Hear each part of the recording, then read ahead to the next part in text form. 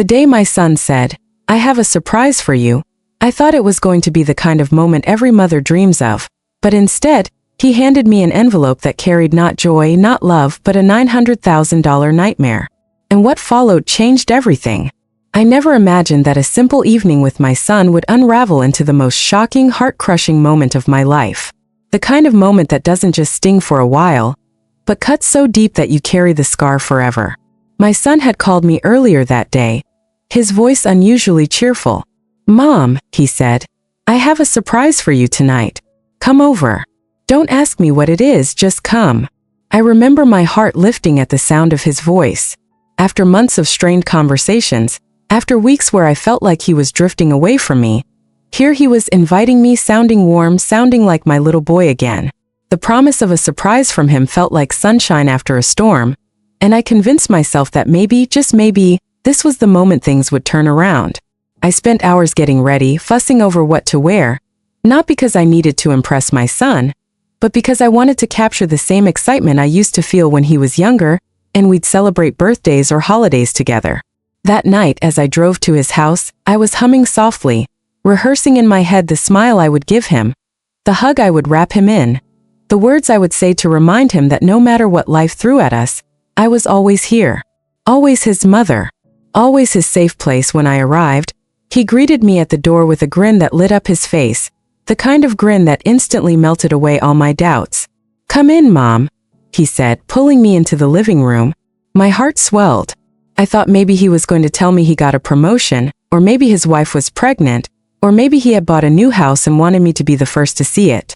I braced myself for good news, the kind of good news a mother longs to share with her child. And then, almost ceremoniously, he reached into the side table drawer and pulled out an envelope. "This," he said, handing it to me, "is your surprise." I remember laughing nervously, my hands trembling slightly as I took the envelope from him. It wasn't heavy, but it carried a strange weight, a weight that pressed into my chest before I even opened it. "Open it," he urged, his eyes fixed on me. With a mixture of anticipation and confusion, I slid my finger under the seal and pulled out the contents. First, it was just numbers. Lines and lines of numbers, typed neatly on official-looking documents. My eyes scanned them, my brain struggling to process what I was seeing. And then the figure at the bottom hit me like a blow to the gut. $900,000. Debt. My son's debt. My heart sank. The room suddenly felt colder, smaller, as if the walls were closing in on me. I looked up at him, my mouth dry, my voice barely a whisper. "What is this?" I asked. He smiled again, but this time it wasn't the carefree smile of a child sharing good news with his mother. It was a calculated smile, one that carried expectation. "It's my surprise, Mom. I need you to help me. I need you to take care of this." My hands shook as I held the papers. My knees went weak, and I had to lower myself into the chair behind me. $900,000? I stammered. You want me to pay this?" He nodded, as if it were the most natural thing in the world. "You've always been there for me. You always said you'd do anything for me. Well, this is it. This is the time I need you most. You can handle it. I know you can." The words echoed in my head, crashing against every memory I had of him as a child. The scraped knees I had bandaged, the nights I stayed awake rocking him when he had a fever, the sacrifices I had made so he could go to good schools, so he could have a good life. I thought about the dinners I skipped so he could eat more, the jobs I juggled so he would never feel less than anyone else. I had given my blood, sweat, and tears to raise him, and now he stood before me, not with gratitude, not with love, but with a demand that felt like betrayal. My lips trembled as I tried to speak. "Son, this is almost $1 million. I don't have this kind of money. How could you even?" He cut me off sharply, his voice rising, frustration flashing in his eyes. "Don't tell me you can't. I know what you have. I know you've saved. You've got that retirement fund, the house, the life insurance. Don't play dumb, Mom.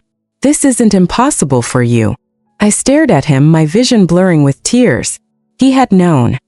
He had been watching, calculating, keeping track of the sacrifices I'd made not just for him, but for my own survival. And now he wanted to strip me of everything, to drain me of the very security I had built for my old age. "Why?" I whispered. "Why would you do this to me?" He looked away, his jaw tight. Because I thought you'd understand. You always said family comes first. Well, I'm your family. You can save me. Don't you want to save me? His words stabbed me, twisting deeper with every syllable. Yes, he was my family. Yes, he was my son. But what kind of son asks his mother to destroy her entire life for his mistakes? What kind of son hands his mother an envelope filled with debt and calls it a surprise? I tried to reason with him, tried to ask him how he had gotten into such massive debt, tried to understand where I had gone wrong, but he wouldn't meet my eyes. He muttered something about bad investments, about risks that didn't pay off, about wanting to provide a better life for his own family. It just didn't work out, he said casually, as if losing nearly $1 million was as trivial as burning dinner. My chest ached with a mixture of grief and fury. And now you want me to clean it up? I asked. He finally looked at me then, his eyes cold, devoid of the warmth I once knew. Yes, you're my mother. That's what mothers do. I clutched the papers tighter, my knuckles turning white. Memories flashed before my eyes, moments of joy, moments of love, moments where I had believed our bond was unbreakable. But sitting there, staring at the man my son had become, I felt the bond shatter. It wasn't just about money. It was about respect, about love, about the twisted way he now saw me, not as a mother to be cherished, but as a resource to be drained. My tears spilled over, hot and relentless. Do you even love me? I asked, my voice breaking. For a second, something flickered in his eyes, but it vanished as quickly as it came. This isn't about love, Mom. This is about survival. And you can help. You will help. The room was silent except for the sound of my heart breaking piece by piece. The envelope lay heavy in my lap, the weight of it crushing me, suffocating me. My son stood over me, waiting, expecting, demanding. And in that moment, I realized that the greatest surprise he had given me wasn't the envelope. It was the revelation that I had lost him. Not to death, not to distance, but to greed, to entitlement, to a darkness I never saw growing inside him. I had given him everything, and now he wanted what little I had left. The days after that night blurred into a haze of disbelief and torment. I couldn't sleep, couldn't eat, couldn't even think straight without those numbers flashing in my mind. 900,000. Every time I closed my eyes, I saw the envelope. I saw my son's face, not as the boy I once rocked to sleep, but as the man who had handed me a demand disguised as a surprise. My body carried the weight of exhaustion, but my heart carried something far heavier, the realization that my love had been twisted into currency, that my sacrifices had been translated into an open vault. He believed he had the right to plunder. I tried to go about my life, but even the simplest tasks were impossible. At the grocery store, I froze in front of the bread aisle, clutching a loaf like it could somehow anchor me. A woman beside me smiled warmly, asking if I was okay, and I wanted to scream at her, to tell her no, I was not okay, that my son had just ripped the ground from under my feet. Instead, I nodded politely, muttered something, and walked away with tears stinging my eyes. At night, I sat alone at my kitchen table, the envelope spread before me like some kind of cruel altar. I read the documents over and over, my eyes burning from the repetition, hoping that maybe I had read it wrong, that maybe the numbers would shift, shrink, disappear. But they never did. 900,000. Real. Unshakable that I thought of calling him, of pleading with him to reconsider, to understand what he was asking, but the memory of his cold voice replayed in my head. This isn't about love, Mom. This is about survival. Survival. The word echoed in my chest, mocking me. Wasn't I the one who had ensured his survival his entire life? I had fed him, clothed him, protected him. And now, when I was finally at the point in life where I thought maybe I could breathe, maybe I could rest, he had turned survival into a weapon against me. He was asking me to bleed out so he could stand tall. For days, I couldn't bring myself to answer his calls. My phone lit up with his name again and again, but I couldn't. Not yet.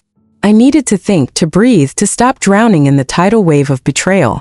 When I finally picked up, his tone was sharp, impatient. Mom, have you thought about it? He demanded, as if I had been handed a simple decision, like choosing between coffee or tea. I swallowed hard, my throat dry. Son, I whispered. You're asking me to give up everything I've built, everything I've saved. This isn't just money. It's my home, my future, my... He interrupted, his voice cutting like glass. You're being dramatic. It's not your future, Mom, it's mine. And if you cared about me the way you always claim, You do this without hesitation. His words slammed into me, each one a blow. I felt my chest tighten, my breath coming in shallow gasps. Without hesitation? I repeated softly, almost to myself.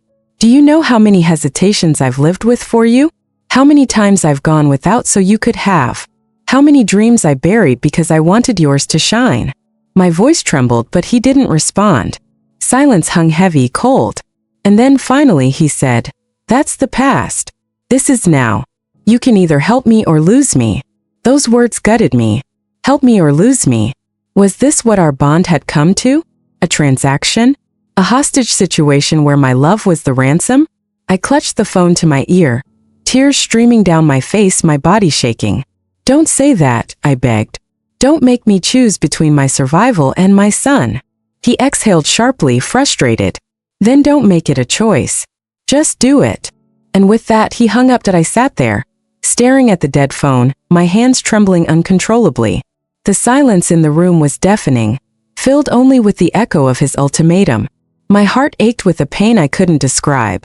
I wanted to scream, to throw the phone across the room, to collapse on the floor and let the earth swallow me whole. But instead, I sat frozen, my tears falling silently, my body numb. The following week, I tried to distract myself by burying my hands in chores, scrubbing the floors, reorganizing closets, cooking meals I didn't eat, anything to keep from thinking. But no matter what I did, the thought returned, gnawing at me like a relentless shadow. Could I really give up everything for him? Could I dismantle my life brick by brick to build his again? My hands ached from scrubbing, my body weary, but my mind refused to rest. Everywhere I looked, I saw ghosts of my sacrifices.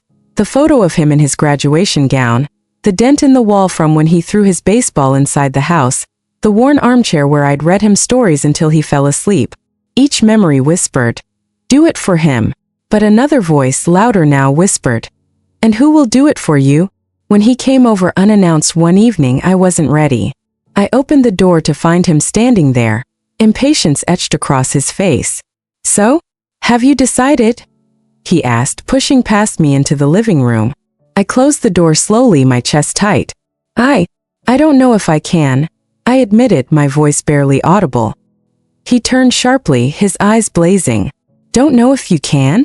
Or don't want to?" His tone was accusatory, cruel. My knees weakened under the weight of his anger. "It's not that I don't want to," I said, clutching my hands together. "It's that it will destroy me." He laughed bitterly, shaking his head. "Destroy you? Do you even hear yourself? You sound selfish. After everything I've done for this family, you can't even do this one thing for me." I stood there in stunned silence, his words ringing in my ears. Selfish. He had called me selfish. The woman who had given up her youth, her comfort, her dreams, so he could have a chance at life, selfish. I felt my chest tighten, my throat closing up. "You think I'm selfish?" I whispered, my voice breaking. He looked at me, his eyes cold and unyielding. "Yes. If you won't do this, then what kind of mother are you?" The question cut me deeper than any blade could. What kind of mother am I? For a moment, doubt consumed me. Was he right? Had my love become conditional? Was I failing him now when he needed me most? But as the tears fell, another realization crept in, one that both terrified and freed me. A mother is not a bottomless well. A mother is not a bank. A mother is not defined by how much she can be drained. A mother is defined by love, yes, but also by the courage to say no when no is the only thing that can save both her and her child from destruction. I met his gaze, my voice trembling but firm. "I am the kind of mother who has already given everything. And I will not give you this." His face darkened, rage flashing in his eyes. "Then you're dead to me," he spat, storming out the door, leaving me standing there, broken, my body trembling with grief. The door slammed shut, and the silence that followed was suffocating. I collapsed onto the couch, my sobs echoing in the emptiness of the house. My son, my only son, had just severed our bond with words so sharp they might as well have been knives. Dead to him. My love, my sacrifices, my life dead. And yet, beneath the crushing grief, a small ember burned. An ember of strength, of self-preservation, of a truth I could no longer ignore. This was no longer about money. This was about survival. Mine. The days that followed were unlike anything I had ever lived through. It was as though the world I knew had cracked open beneath me, leaving me standing on fragile shards that could collapse at any moment. My son's words, "You're dead to me," played over and over in my head like a broken record, cutting deeper each time. I tried to push them away, tried to silence them, but they echoed in every corner of my empty house. When I made coffee in the morning, I heard them in the quiet drip of the machine. When I sat down at night, I heard them in the hum of the refrigerator. Even in my sleep, those words haunted me, chasing me through nightmares where his face grew colder, harsher, until I woke with my chest aching and my pillow damp with tears that I told myself I had done the right thing. That saying no was the only option, that I had to protect what little future I had left. But knowing something in your head doesn't always soothe what your heart feels. My heart was raw, wounded, beating inside a cage of guilt and sorrow. I thought of him constantly, not the man who had stood before me with that cruel demand, but the boy he had been. The little boy who used to run into my arms after school, who would fall asleep in my lap as I stroked his hair, who once whispered, "You're the best mom in the world," before drifting into dreams. How had that boy become this man? What had gone wrong between us? Was it something I did or something I failed to do? The questions tormented me, spiraling endlessly without answers. One afternoon, I gathered the courage to call him. My fingers trembled as I dialed his number, my chest tightening with hope and fear. When he answered, his voice was clipped, cold. "What do you want?" The distance in his tone was unbearable, like he was speaking to a stranger. I just wanted to hear your voice," I whispered, my throat tightening. "I wanted to say I love you." Silence stretched on the line, heavy and suffocating. Then finally he spoke. "If you loved me, you'd do what I asked. Until then, there's nothing to talk about." And then he hung up. The tears came instantly, hot and relentless. I dropped the phone onto the table and buried my face in my hands. The man on the other end of that line was not the son I raised. He was someone else now, someone who measured love not in moments shared, not in sacrifices remembered, but in dollars and cents. And by that measure, I was worthless to him. That I tried to carry on with life, but it felt hollow. Friends called, inviting me to dinners, to gatherings, but I couldn't bring myself to go. How could I sit at a table laughing when my heart felt like it had been shattered into 1,000 pieces? Instead, I stayed home, surrounded by old photographs. I pulled out albums filled with his childhood, tracing my fingers over pictures of his first birthday, his awkward school portraits, his prom night. Each photo told a story of love, of devotion, of a bond that I believed was unbreakable. And yet, here I was, living proof that bonds can fracture, that love can be warped, that a mother can give everything and still end up empty-handed. At times, anger surged within me, hot and consuming. How dare he? How dare he reduce me to this? How dare he stand in my home, call me selfish, and demand that I destroy myself for him? I clenched my fists, pacing the room, my breath ragged. But just as quickly as the anger came, it was replaced by sorrow, by the crushing weight of loss. I wanted to hate him, but my heart wouldn't let me. He was my son, my only son, and even in his cruelty I still loved him.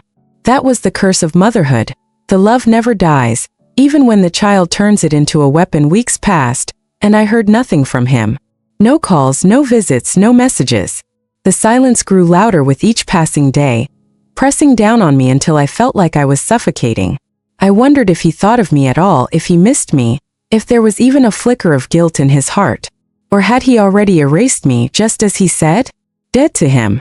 The thought made my chest ache in ways I didn't think were possible. One evening, as the sun dipped below the horizon and painted the sky with streaks of red and gold, I sat by the window, staring out at the world beyond my glass.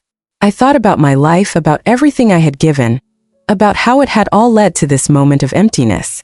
And for the first time I began to think about myself, not as a mother, not as someone's caretaker, but as a woman. A woman who had dreams once, who had ambitions, who had buried them all beneath the weight of motherhood. I realized I had forgotten who I was outside of him, outside of being mom. The realization was both terrifying and liberating. Terrifying because it meant acknowledging that I had lost myself somewhere along the way. Liberating because maybe, just maybe, it wasn't too late to find myself again. I wiped my tears and took a deep breath. For years my life had revolved around him, but he had made his choice. He had chosen to sever our bond, And though it broke me, maybe it was time I chose myself for once. The next morning, I did something I hadn't done in years. I dressed up, put on a little makeup, and went for a walk in the park. The air was crisp, the scent of flowers lingering in the breeze. Children played nearby, their laughter ringing through the air. And for a moment, I allowed myself to smile. Not because the pain was gone, it wasn't, but because I realized life still existed beyond the ache. I wasn't just a mother abandoned. I was still a person capable of breathing, of walking, of seeing beauty in the world. But even as I tried to rebuild myself, the grief lingered. Nights were the hardest. Lying in bed, staring at the ceiling, the silence around me screamed of his absence. I thought about calling him again, about begging, about pleading, but I knew it would be useless. His heart had closed, locked behind walls I couldn't break. And so I cried silently, clutching a pillow to my chest, whispering into the darkness, "I love you. No matter what, I love you." The words felt hollow, unheard, swallowed by the night. Yet somewhere deep inside me, a seed of strength was growing. A strength born not from anger, but from survival. My son had tried to take everything from me, but I was still here, breathing, living, choosing little by little to hold on to myself. And maybe that was the only way forward. The months that followed became a strange mixture of silence and noise. Silence in my home, where the walls seemed to close in on me, reminding me of every conversation that would never be spoken again. Noise in my heart, where doubt, sorrow, and anger battled endlessly. Every time the phone rang, my chest leapt with hope, only to fall when it wasn't him. A delivery call, a telemarketer, a friend checking in, but never my son. His absence was louder than any sound. I threw myself into routines to keep from drowning. Morning coffee, a walk in the park, reading in the afternoons, tending to the garden. These small rituals gave structure to days that would otherwise collapse under the weight of emptiness. Still, no matter how many times I filled the hours, the nights stretched long and unbearable. I would lie in bed staring at the ceiling, listening to the hum of the world outside, wishing I could rewind time, wishing I could hear his voice without venom, wishing I could hold him again without fear. At first, I thought maybe he just needed time, space, as he had said. Maybe after a few weeks he'd come around, realize how harsh his words had been, call me with an apology. I clung to that hope like a lifeline, but weeks turned to months, and the silence only deepened. The hope began to wither, replaced by something colder, heavier. A realization, perhaps he truly meant it. Perhaps to him I really was dead. That thought nearly destroyed me. How could a child erase his mother so completely? How could he disregard decades of sacrifice, of love, of moments shared? I thought back to the night he handed me that envelope with his debt written inside. The way his eyes had been void of warmth, filled instead with expectation, even entitlement. It was as though I had stopped being his mother and had become a means to an end. A wallet with a heartbeat. And when I refused, when I reminded him I was still a person with limits, he discarded me. That realization lit a fire inside me, a strange combination of grief and defiance. For a while, I let myself believe his rejection was my failure. Maybe if I had raised him differently, maybe if I had been stricter or softer or wiser or more careful. The maybes suffocated me, an endless list of imaginary corrections. But then, slowly, painfully, I began to see the truth. My son's choices were his own. His greed, his blindness, his cruelty, they were not reflections of my motherhood, but of the man he had chosen to become. And for the first time, I allowed myself to release a small part of the guilt I had carried like a stone in my chest. I began journaling, pouring my heart onto paper each night. At first, the words were messy, desperate. Why doesn't he love me anymore? What did I do wrong? I can't breathe without him. But as the weeks passed, the entries shifted. I began to write about myself, my memories, my dreams. I want to travel again. I miss painting. Maybe I'll start volunteering. It startled me to see pieces of myself I had forgotten slowly resurfacing. As though beneath the grief, a buried version of me had been waiting quietly, patient for her turn to live again. One afternoon, as I walked through the park, I overheard a group of women chatting on a bench. They were laughing, talking about a book club they had just started. Something inside me stirred. Once long ago, I had loved being part of groups like that. Sharing stories, debating characters, drinking tea as conversations drifted from books to life. But motherhood had consumed me, and I had let those pieces of myself fade. That evening, I found the courage to stop one of the women and ask about their club. To my surprise, she smiled warmly and invited me to join. The first meeting was nerve-wracking. I sat among strangers, unsure if my voice still held value outside of being a mother. But as the discussion unfolded, I found myself laughing, contributing, feeling a spark of belonging. When I walked home that night, I realized it was the first time in months I hadn't thought about my son for an entire hour. And though guilt tried to creep in, how dare I feel joy while he was gone? I reminded myself that surviving wasn't betrayal. It was necessity. Still, the grief lingered like a shadow. Every time I heard a man's voice across the street that sounded like his, my heart skipped. Every time I passed by the cafe we used to visit together, a lump formed in my throat. Grief is strange that way. It doesn't follow a straight line. Some days I felt almost whole, strong enough to face the world. Other days I collapsed under the weight of memory, sobbing into my pillow until dawn. But little by little, I noticed the balance shifting. The strong days began to outnumber the broken ones. Then one evening, something unexpected happened. I received a letter. Not from him, though a part of me foolishly hoped it was, but from a stranger. A woman named Ellen who had seen me crying in the park weeks earlier. She wrote, "I don't know your story, but I saw your pain, and I want you to know you're not alone. If you ever need a friend, I live on Maple Street, 2 blocks away." I held that letter to my chest, tears streaming down my face. Even in my darkest hour, kindness had found me that I decided to meet Ellen. She was kind, gentle, with eyes that had clearly known their own share of sorrow. Over cups of tea, she shared her story. Her daughter had cut ties with her after a bitter argument about inheritance. "It's been 5 years," she said softly, "and I still set a plate for her at Christmas." Hearing her pain mirrored mine so closely, I felt less alone. We became friends, bound not only by our grief but by our determination to keep living despite it. Through Ellen, I learned an important truth. I wasn't the only one. Across the world, countless parents carried the silent agony of estranged children. It didn't make my pain vanish, but it gave it context. It reminded me that what had happened wasn't proof of my worthlessness, but proof of human frailty, that even the strongest bonds can break under the weight of greed, resentment, or misunderstanding. With this understanding, I began to build a new life, not to replace my son, but to survive without him. I joined the book club, volunteered at the library, started painting again. My hands, once trembling with sorrow, now held brushes and colors. My heart, though still scarred, found small pockets of peace, but every night before I went to bed, I whispered into the darkness, "I love you. I will always love you. But I won't let your rejection destroy me." Saying those words became my ritual. Not for him, he wasn't there to hear them, but for me. To remind myself that love could coexist with strength, that letting go didn't mean stopping love, and that survival was not betrayal. And though the wound remained, though I still longed for the day his voice might soften again, I had found something I thought I had lost forever, myself.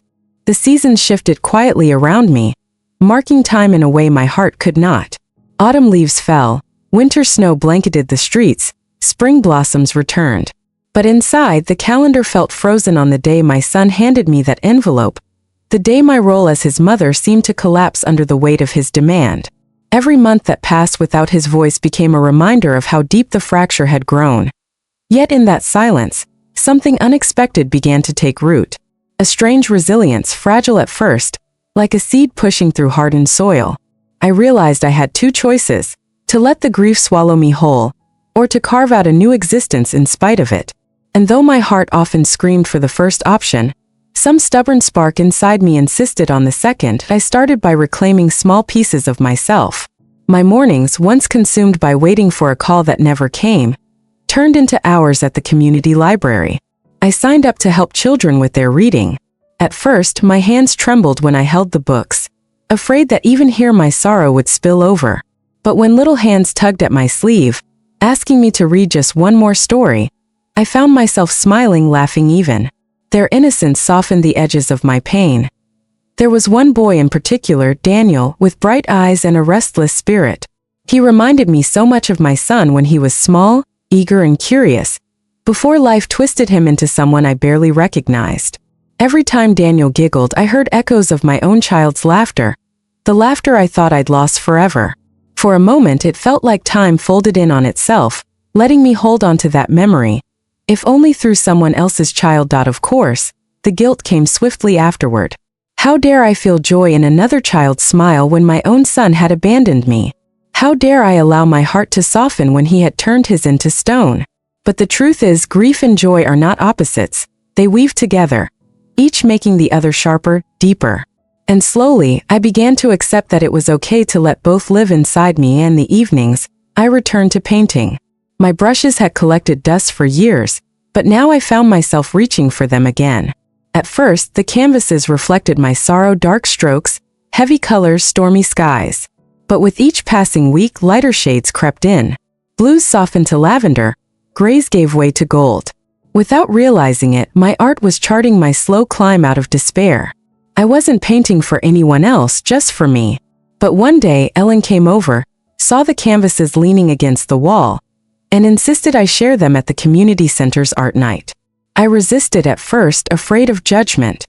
But when I finally agreed, something remarkable happened. People stopped in front of my paintings, silent at first, then moved to tears. One woman whispered, "This feels like my story." Another man said, "I can see my own loss in these colors." I realized then that my grief, as isolating as it felt, had a language others could understand. Through paint, I was speaking what words could not carry, and in their responses I felt less alone. But even as I built this new version of myself, the ache for my son never disappeared. It showed up in unexpected places. Passing a store window where we once shopped together, hearing a song he loved on the radio, smelling the cologne of a stranger that reminded me of his hugs from long ago. These moments hit like waves, knocking me off balance. Some nights I still broke down, clutching my pillow, whispering his name into the darkness. Healing, I learned, wasn't a straight path. It was a spiral circling back through pain even as it moved forward. One night, as I sat writing in my journal, I asked myself a question that had haunted me for months. If he came back tomorrow begging forgiveness, could I give it? My pen hovered over the page. The mother in me wanted to shout yes, to welcome him back without condition. But the woman in me, the one who had been broken, betrayed, discarded, hesitated. Forgiveness, I realized, didn't mean forgetting. It didn't mean erasing the harm or pretending it hadn't happened. It meant choosing whether to carry the burden forever or to set it down, even if the relationship never healed. That night, for the first time, I wrote, "I forgive him even if he never asks." Not for him, but for me. The words felt heavy but also liberating. Forgiveness wasn't a gift I was giving to my son. It was a key I was using to unlock my own cage. From that moment, I stopped checking my phone with desperate hope. I stopped counting the days since his last message. Instead, I began counting the days I had survived, the days I had chosen to live despite the hollow space he left behind. Each tally in my mind became a quiet victory. Ellen noticed the change in me. One afternoon she said, "You look lighter." I smiled softly and replied, "I think I'm finally learning that love doesn't mean losing yourself." She nodded, her eyes glistening with understanding. She had walked this path longer than I had, and in her gaze I saw not only empathy but pride. Of course, the story doesn't end there. Pain doesn't vanish like mist. It lingers, reshapes itself, waits for quiet moments to return. But alongside it, something else began to grow: strength, independence, even a sense of possibility. For the first time in years, I allowed myself to wonder what my future could look like beyond being someone's mother. Travel, friendships, new skills, new adventures. Life wasn't over, it was waiting. And yet, every night as I whispered my ritual words, "I love you. I will always love you," I knew one truth remained. My son might never hear them, might never want to, but that didn't make them any less real. Love, even unreturned, had its own power. It shaped me, broke me, rebuilt me. And whether he knew it or not, whether he cared or not, my love for him would remain, not as a chain to bind me, but as a thread woven into who I am. That was the paradox I had come to accept. I could let go without stopping love. I could survive without surrendering my heart. And in that acceptance, I found a peace I had once thought impossible. The final chapter of this journey didn't come with a neat ending. No sudden reconciliation. No dramatic knock on my door where my son fell into my arms and whispered he was sorry. Life isn't a movie, and sometimes wounds remain open, tender, and raw. But what did happen was quieter, more subtle, like the first rays of dawn creeping over a long, endless night. It began with acceptance. I remember one evening, sitting alone at my kitchen table, staring at the faded envelope he had handed me all those months ago. That cursed envelope, heavy with numbers, heavy with betrayal. I had kept it locked in a drawer, unable to throw it away, unable to face it fully. But that night I pulled it out, spread it flat before me, and studied it. Line after line of debt, the stark reality of what he had asked me to destroy myself for. My hands trembled as I held it, but for the first time, instead of sorrow, I felt clarity. This paper wasn't just about money, it was about boundaries. About the difference between helping someone and sacrificing your very soul for them. About love twisted into obligation. And as I stared at it, I whispered aloud, "This is not my weight to carry." With that, I folded the envelope carefully, walked outside to the fire pit in my yard, and lit a match. The paper curled, darkened, and turned to ash as flames consumed it. I stood there watching until nothing remained but gray dust. And with each flicker of fire, it felt as though a piece of the burden I had been clutching burned away too. For the first time in a long time, I inhaled deeply without my chest tightening. The sky above was dark, but I saw stars, tiny points of light scattered against the blackness. It felt symbolic somehow, reminders that even in darkness, light always exists. The days after that felt different. Not painless, but lighter. I continued to build the fragments of my life, choosing deliberately to create beauty where emptiness threatened to consume me. My paintings filled with brighter colors, my mornings were steadier, and laughter began sneaking back into my days through small moments. A child's question at the library, Ellen's silly jokes, the joy of tasting fresh bread from the bakery. These weren't grand victories, but they were victories nonetheless. Proof that life could still hold sweetness, even in the shadow of loss. Still, there were moments when the ache returned in full force. Mother's Day was the worst. While others received flowers, phone calls, embraces, my phone sat silent. My porch remained empty. That day, grief clawed at me, threatening to undo the progress I had made. I cried until my body ached, cried until no tears remained. But then as the sun set, I picked up my brush and painted. A mother bird, wings spread, standing at the edge of a nest. The nest was empty, but the sky behind her was vast and full of light. When I stepped back and looked at the finished painting, I realized I had painted myself. And in that moment, instead of breaking further, I felt a strange pride. I had survived what many would crumble under. I had endured abandonment, betrayal, and silence, and still I was standing. There were nights I still whispered into the dark, "I love you." But those words changed over time. At first, they were desperate, begging for him to hear them, begging for them to matter. But gradually, they became quieter, softer, almost like a prayer. Not for him, not for reconciliation, but for myself. A reminder that my love wasn't weakness. That even if it was rejected, it didn't diminish me. My love was proof of who I was. Someone capable of giving deeply, even when it cost me everything. That, I realized, was strength, not failure. Ellen often told me, "You don't know it yet, but you're teaching others through your pain." I brushed off her words at first, but then I began to notice it. People at the community center would pull me aside after art nights, sharing their own stories of children lost to greed, addiction, or estrangement.